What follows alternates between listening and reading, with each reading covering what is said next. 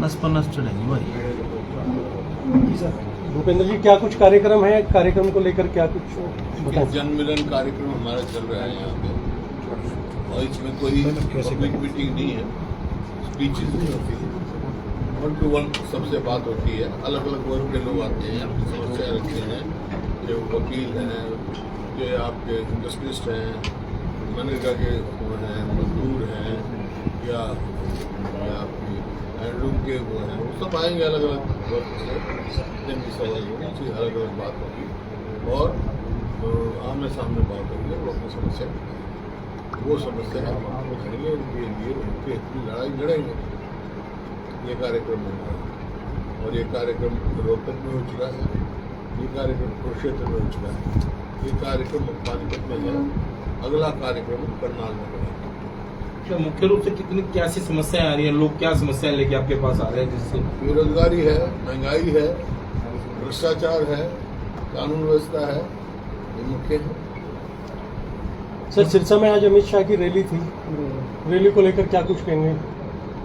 अपना अपना काम, अपनी पार्टी की रैली कर रहे हैं, हम अपना काम कर रहे हैं।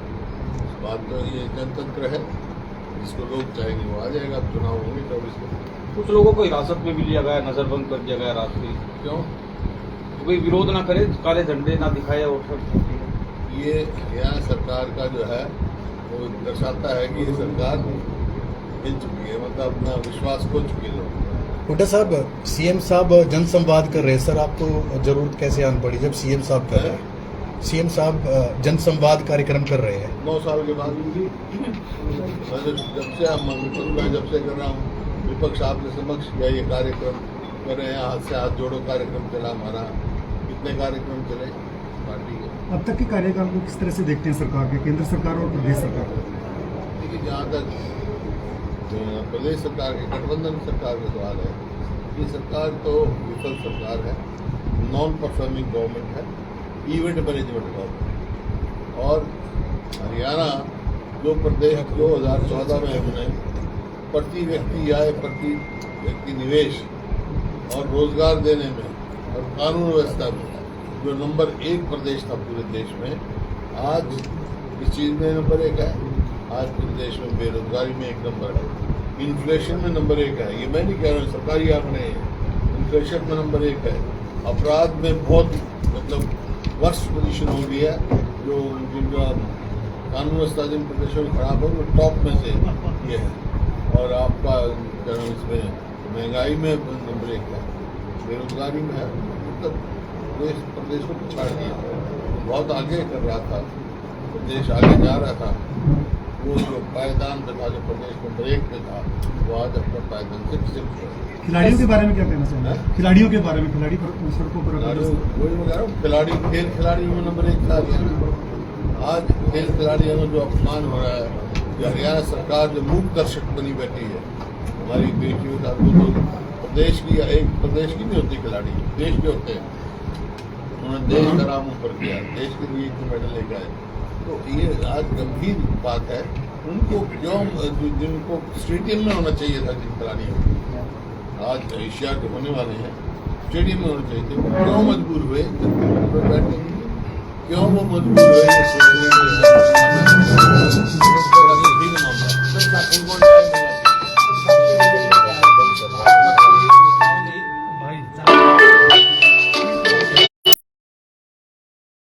सपोर्ट प्राइस है, MRP नहीं है, वो MSP है।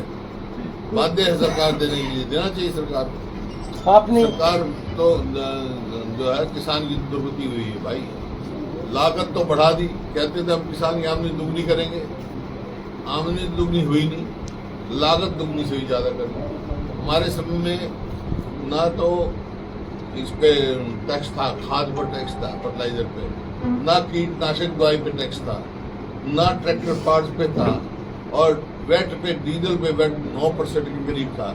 अब डीजल पे वेट 18% दुगना, खाद पे टैक्स, मतलब GST 12% से लेकर 28% तक है इन चीज़ों में, जो किसान को चीज़ जो खरीदनी पड़ती है रॉ मटेरियल में। बीज और वो मिलता नहीं, जो खाद भी जो है खाने में लाइन लगा के मिलता है। तो ये परिस्थिति है किसान की। लागत तो बढ़ा दी, आमदनी घटा दी। सर बुढ़ापा संगठन की पेंशन कब तक को घोषणा होने की उम्मीद है सर? है संगठन की कब तक घोषणा होने की उम्मीद है? जल्दी होगी। सर हमारे नए इंचार्ज आए हैं और देखेंगे, सबसे बात करेंगे। सर मीटिंग हुई है आपका चंडीगढ़ कोई सुझाव हो तो उसको दे देना, सर, दे देना।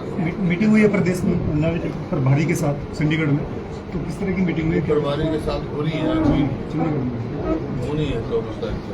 24 को आएंगे वो अध्यक्ष की बात अध्यक्ष 24 को सर- आएंगे। वैसे वो मिली है, मुलाकात हुई है, वो मीटिंग जो है 24 तारीख सर आपने घोषणा की थी कि हमारी सरकार बनती है तो बुढ़ापा पेंशन 6,000 की जाएगी, क्या कुछ वायदे हैं? और क्या प्लान है? जो वायदा जो हमने 2009 का मैनिफेस्टो उठा के देखा, हमारा 2005 का मैनिफेस्टो देखो, जो वायदा किया वो हमने पूरा किया है। तो जो हम बात कही है 6,000 पेंशन देंगे, पेंशन और क्या क्या ओल्ड पेंशन लागू करेंगे कर्मचारियों के लिए। और जो गैस सिलेंडर, जो महिलाओं का जो गैस सिलेंडर खरीदते हैं, जो इतना भाव बढ़ा दिया, 1150 हो गया, 500 से ज्यादा उसकी कीमत नहीं होगी। और जो 100 गज के प्लॉट इन्होंने बंद कर दिए गरीब आदमी के लिए, वो हम चालू करेंगे। पूरी स्कीम जो गरीब आदमी होती है, बच्चों में स्कॉलरशिप है उसका।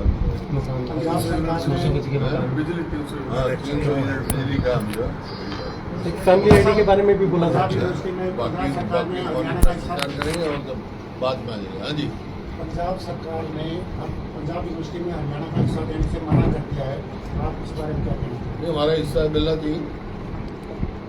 हरियाणा कोई सरकार हम थोड़ा ही हमारा हक है, कोई उम्मीद थोड़ा मांगे, हम हक है हमारा। हरियाणा सरकार यूनिवर्सिटी को ग्रांट देने से ग्रांट बंद की जा रही है, वो कहती है कि अपने आप पैसा कमाओ, तो इस फैसले को आप किस रूप में देखते हैं? जब भी तो मैं कह रहा हूँ सरकार को, भी तो सरकार बता रहा हूँ कि भाई अगर यूनिवर्सिटी को कह दिया आपने खुद ही करो, तो शिक्षा और स्वास्थ्य दो चीज़ जो मुख्य है, जो सरकार की प्रथम जिम्मेवारी बनती है, तो आज ये परिस्थिति कर दी है इन्होंने। अस्पताल में जाओ तो डॉक्टर नहीं, स्कूल में जाओ तो मास्टर नहीं, 5,000 करीब के लिए स्कूल बंद कर दिए, और अब शिक्षा इतनी महंगी कर दी, अकेले HAU में 1.5 गुना फीस बढ़ा दी। इसका मतलब ये है मध्यवर्गीय और गरीब आदमी तो बच्चे पढ़ ही नहीं सकते यूनिवर्सिटी में। मेडिकल का 10 लाख मेडिकल को 10 लाख साल का कर दिया। कौन मध्यवर्गीय लगता है? किसका डॉक्टर बनेगा? किसका बच्चा डॉक्टर बनेगा? सर अभय चौटाला ने ये कहा था, वो अपना घूम यात्रा पे निकले कि भूपेंद्र सिंह हुड्डा जो है वो कांग्रेस के सीएम नहीं होंगे लगातार, अगर जो राहुल गांधी से मीटिंग करके उस पर क्या? वो अपनी पार्टी की देखे, उनकी पार्टी कहाँ है? सर काफी टाइम से सर साहब बीजेपी 75 पार का नारा देके 40 तक सिमट गई थी हैं? बीजेपी। वो बात अभय चौटाला जी की जो बात है कि ਤੁਹਾਡੇ वास्ते कड़ा प्रसाद बनाया है जी, तो सानू की ਤੁਹਾਡੇ वास्ते बना तो ਤੁਹਾਨੂੰ की। सर बीजेपी 75 साहब कांग्रेस के हम अपना फैसला करेंगे, कांग्रेस फैसला करेंगे। कांग्रेस का फैसला वो नहीं करेंगे।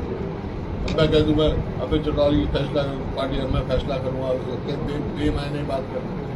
75 पार का नारा दिया बीजेपी ने, 40 तक सिमट के रहेगी। अब कांग्रेस क्या नारा दे रही है? कांग्रेस देगी जनहित की सरकार बनाओ, कांग्रेस की सरकार बनाओ, बनेगी। सर महिला के आरक्षण की बात करते हैं, इस बार कितनी पार्टी सीटें देने की, महिलाओं कितनी प्रतिशत सीटें देगी?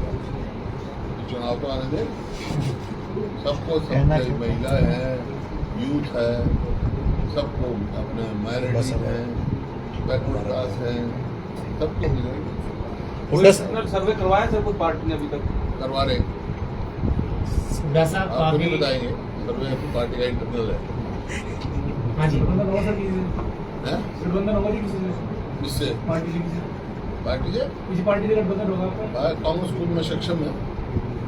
Sir Kalpana Chawla medical university के लिए काफी टाइम से घोषणा की हुई है बीजेपी ने, लेकिन वहाँ पर भी धरातल पर कुछ ये तो नहीं। नाम ही बदल दिया भाई, कल्पना चावला मेडिकल यूनिवर्सिटी नहीं है, वो कल्पना चावला मेडिकल कॉलेज था, बनना चाहिए था उसके नाम से।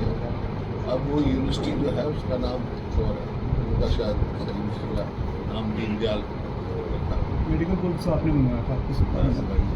सर भाजपा गठबंधन की सरकार चल रही है, लेकिन रैली अलग अलग कर रही है, दोनों क्या लगता है भविष्य में गठबंधन रहेगा या क्या? इस गठबंधन ने जनहित का एक भी फैसला नहीं किया। ये गठबंधन कोई नीतियों पर आधारित नहीं है, ये गठबंधन स्वार्थ पे आधारित है, स्वार्थ सिद्ध कर रहे हैं, जनहित का तो कोई सोच ही नहीं। सर दुष्यंत चौटाला ये कह रहे कि कहीं भी समस्या हो आंदोलन हरियाणा में करते हैं, हरियाणा में होता है सबसे ज्यादा, यहीं पर रोड जाम करते हैं लोग और कांग्रेस का हाथ बता रहे हैं।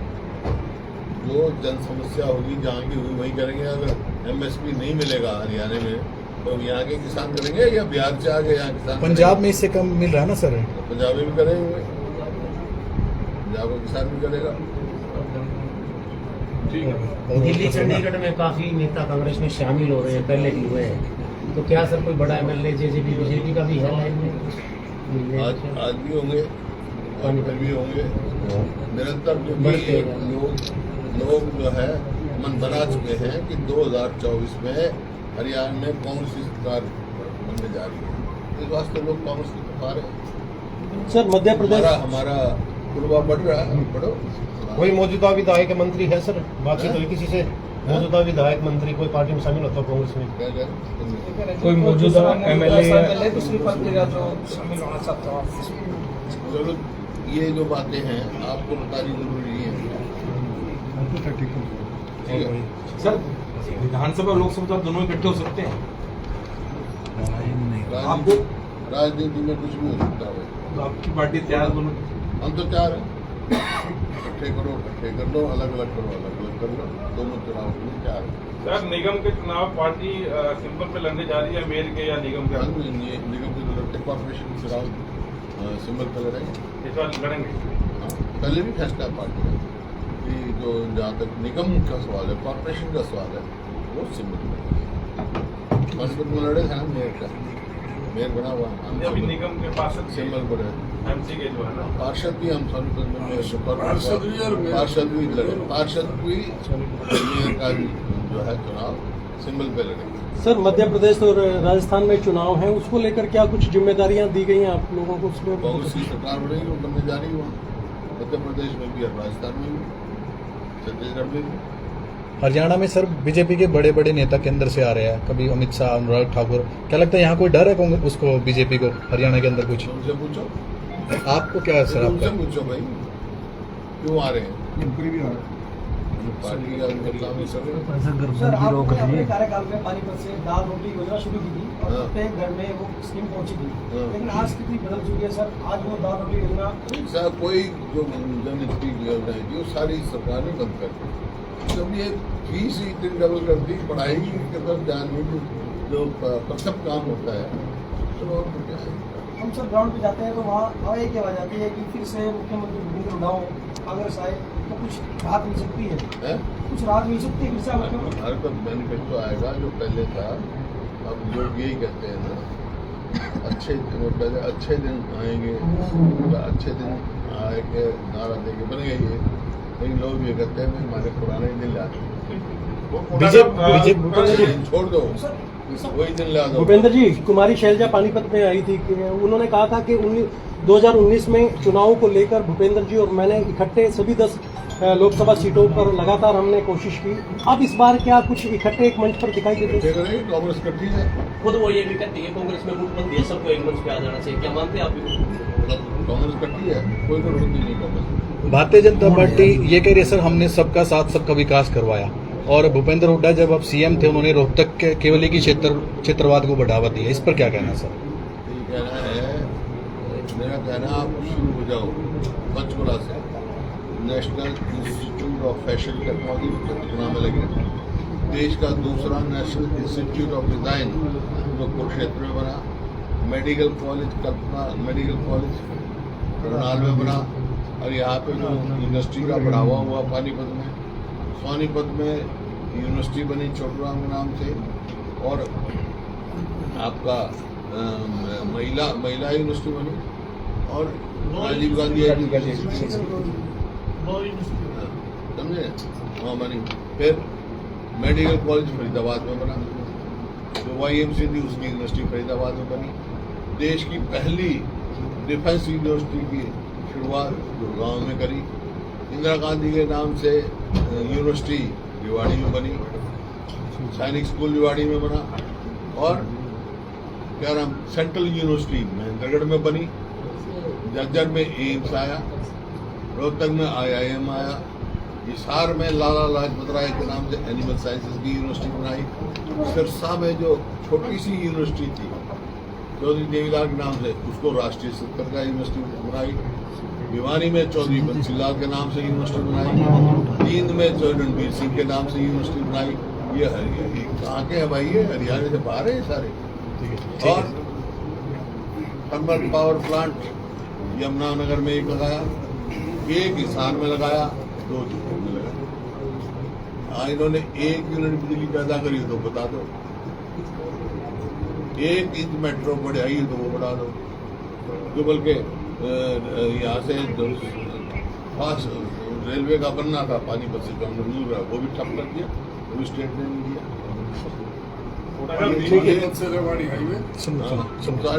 ये तो नॉन परफॉर्मिंग गवर्नमेंट है, इनके पास कुछ नहीं है। बीजेपी पन्ना प्रमुख प्रोग्राम कर रही है, कल गंगा साहब का बीजेपी पन्ना प्रमुख प्रोग्राम कर रही है। उनका कहना है कि हमने तो पन्ना प्रमुख भी अपने वो कर दिए, तो कांग्रेस अपना संगठन तक क्या नहीं कर पा रही। वो तो अभी पन्ना प्रमुख तक पहुंचे, अब तो घर घर पहुंच गए भाई, संगठन के बारे में उन्होंने टिप्पणी की है। घर घर पहुंच गए, वो तो अभी पन्ना प्रमुख में बैठे हैं, हम तो हर घर में पहुंच गए। सर संगठन के ऊपर टिप्पणी करते हैं वो बार बार। मैंने तो हर घर में पहुंच गए, पन्ना प्रमुख तो प्रमुख तक पहुंचे हैं, हम तो घर घर तक पहुंच गए। आज से आज जोड़ो चल रहा है लगातार कार्य। एक अध्यक्ष साहब आप थोड़ा टिप्पणी कर दीजिए, हरियाणा की राजनीति कैसी चली, गठबंधन सरकार। अध्यक्ष साहब आप थोड़ा सा। अध्यक्ष जी नहीं, अभी हुड्डा साहब ने सारी बातें आपके सामने रखी है। गठबंधन की सरकार तो वैसे पूरी स्वार्थ की सरकार है, जो पहले ही फेल हो चुकी है, हर मोर्चे पर फेल हो चुकी है। और ये कब गठबंधन टूट जाएगा ये तो कभी भी किसी समय, अभी आप देख रहे हो। और भारतीय जनता पार्टी ने तो जिसको पहले NLO को खत्म किया, JJP खत्म करेगी, वो उधर अकाली खत्म की है, जिससे इनका रहेगा उसी पार्टी को खा जाएगी। और इनकी पूरी जो है कच्चा चिट्ठा जो दुष्यंत चौटाला का, इनका सारा वो पूरी फाइल तैयार हुई पड़ी है। ये इनकी हिम्मत ही नहीं है कि इसे सपोर्ट वापस ले लें। दुष्यंत चौटाला की मजबूरी है, सारे जो चाहे वो घोटाला, खान घोटाले हो, रजिस्ट्री घोटाले हुए हों, शराब घोटाले हों, सारे तो उसके महकमे में हो गए, सारे उसी की सरपरस्ती में। तो इनकी तो पूरी, आज का MLA राम अवतार फिल्म देखिए ना, तो उसमें है वो इनकी फाइल रखी हुई है, तो इनकी हिम्मत नहीं उनके सामने बोलने। और इसलिए ये सिर्फ बयानबाजी तक ही और वो सीमित है, और ये सपोर्ट अपने विड्रॉ कर नहीं सकते, नहीं एक भी दिन सत्ता नहीं चल। यानी कि गठबंधन टूटने के बाद दुष्यंत चौटाला पर कार्रवाई करवा सकती है बीजेपी। वो तो बीजेपी करेगी, इनको बख्शेगी थोड़ी। जो ना बीजेपी के पास तो पता है, वो तो ये इनकी हिम्मत ही नहीं है, पहले तो वापस ही नहीं लेंगे, सपोर्ट ही वापस नहीं लेंगे, क्योंकि इनका तो पूरा वहाँ पर फाइल तैयार हुई पड़ी है, मजबूरी है, ये सपोर्ट वापस नहीं लेंगे। आपने अध्यक्ष बनते ही कहा था कि कांग्रेस आ रही है, बीजेपी जा रही है, अभी वक्त काफी हो चुका है, अब किस तरह की पोजीशन देख रहे हैं अब आप देख रहे हैं कि कितना जबरदस्त पानीपत में ऐतिहासिक रैली हुई राहुल जी की। और हमारा जो ये विपक्ष आपके समक्ष फरीदाबाद में हुआ, फतेहाबाद में हुआ, यमुनानगर में हुआ, अभी सोनीपत में डॉक्टर अम्बेडकर जयंती मनाई, कबीर जयंती रोहतक में मनाई। कितना जबरदस्त रिस्पांस था। सुबह 6 बजे 1 डिग्री टेम्परेचर में राजस्थान के बॉर्डर पर मेवात में रैली करके दिखाई। जिस तरह से लोग बाहर निकल के लाखों आदमी उमड़ करके आए। आपके यहीं से दोबारा जो दूसरा वो राउंड चला था, पानीपत से चला था, आपने देखा कि पूरा हरियाणा में क्या माहौल था। लोग एकदम तैयार बैठे हैं इस सरकार को, ये सिंगल डिजिट में सरकेगी बीजेपी ये कह रही है कि राहुल गांधी विदेशों में देश का अपमान कर रहे हैं। इनके पास कहने को कुछ नहीं, अपमान करने वाले तो खुद हैं प्रधानमंत्री जी। उन्होंने कहा कि हमारा बड़ा हमें अफसोस है कि हम ऐसे देश में पैदा हुए। हिंदुस्तान में अगर देश का अपमान किया है तो देश के प्रधानमंत्री ने किया विदेशों में जाकर। राहुल गांधी ने तो जो समस्याएं थी, राहुल गांधी ने कोई देश के खिलाफ कोई नहीं बोला, लेकिन बीजेपी की नीतियों के खिलाफ रखा हो। यहाँ भी बोलते हैं, वहाँ बोलते हैं। आज तो वो सारा यहाँ पर जो आज प्रेस कॉन्फ्रेंस होगी, ये भी कहीं भी देखी जा सकती है। तो ये नहीं है कि जो राहुल जी ने जो यहाँ पहले भी बोलते रहे, सारे जो इनके बेनकाब करने का जो काम किया राहुल जी ने, इनके जो भ्रष्टाचार को बेनकाब किया, इनके जो संबंध थे अदानी जी से, उनको जो है लोगों के उसमें लेकर गए चर्चा के बीच में, जो देश की जो अर्थव्यवस्था को जो बिगाड़ने का काम चल रहा था उसको ही लेकर के आए। महंगाई हो, चाहे बेरोजगारी हो, चाहे सांप्रदायिक और जो जातिवाद का जिस तरह से ये नफरत का जो बाजार खोल रखा उसको लेकर का है। आज अर्थव्यवस्था देश की कहाँ जा रही है उसको लेकर का है। किस तरह से जो पब्लिक सेक्टर जो कांग्रेस पार्टी ने और 67 साल में जो बनाए उनको एक एक करके बेचा जा रहा है। जो नरेंद्र मोदी कहते थे कि भाई सौगंध मुझे इस धरती की मैं देश नहीं बिकने दूंगा, जल थल नभ सारे बिका हुए।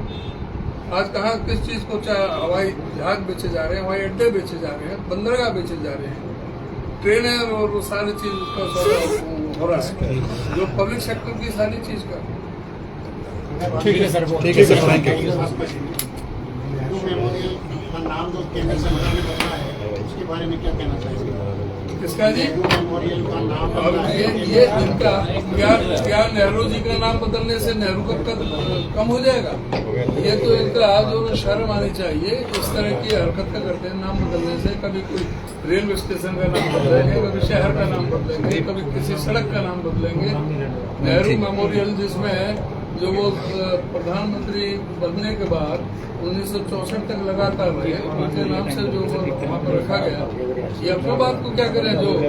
जो इन्होंने तो सरदार वल्लभ भाई पटेल का जो स्टेडियम था वहाँ पर अहमदाबाद में, उसको भी बदल करके नरेंद्र मोदी का नाम कर दिया। अच्छा, सारे प्रोग्राम आयुक्त